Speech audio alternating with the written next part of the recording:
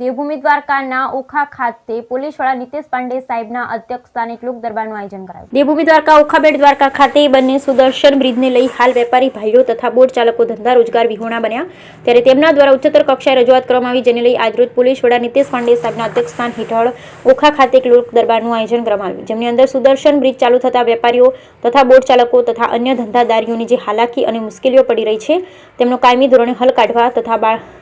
લોકો શાંતિપૂર્વક પોતાના ધંધા રોજગાર ચલાવી શકે તે માટે મીટિંગનું આયોજન ઓખા બેટ દ્વારકાના વેપારી ભાઈઓ, બોટ એસોસિએશનના ભાઈઓ, માછીમાર ભાઈઓ, વાહન ચલાવતા વાહન ચાલકો વગેરે લોકો મોટી સંખ્યામાં ઉપસ્થિત રહી અને આ મીટિંગમાં હાજરી આપી, જ્યારે સમગ્ર લોક દરબારનું આયોજન ઓખા મરીન પોલીસ સ્ટેશન ખાતે કરવામાં આવ્યું। Bureau report Lalit Singadia, Devbhumi Dwarka.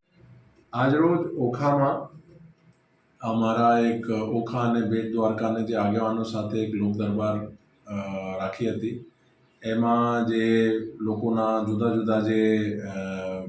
રજૂઆતો હતી, ખાસ કરીને PM સાહેબ હસ્તક જે સુદર્શન બ્રિજ જે ચાલુ થઈ ગયો છે એના પછી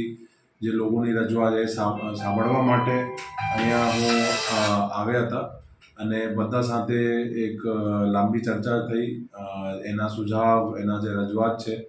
અને એના આધારે અમારા લેવલે શું થઈ શકે છે અને બીજા ખાતાઓના લેવલે શું થઈ શકે છે એ બધા અમે સંકલન કરીને ઇન ફ્યુચર અહીંયા સારામાં સારા વ્યવસ્થા થાય પ્રશાસન તંત્ર તરફથી, સરકાર તરફથી, એના માટે પ્રયત્નશીલ છું અને એના માટે આજે બધું આયોજન હતું। સાહેબ, સોશિયલ મીડિયામાં જે કહે છે કે રિક્ષા આવવા નથી દેતા, બીજા કોઈ આવવા નથી આવતા, એના માટે શું કહે સાહેબ?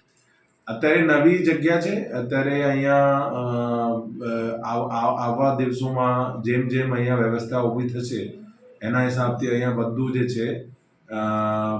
વ્યવસ્થા કરવામાં આવશે।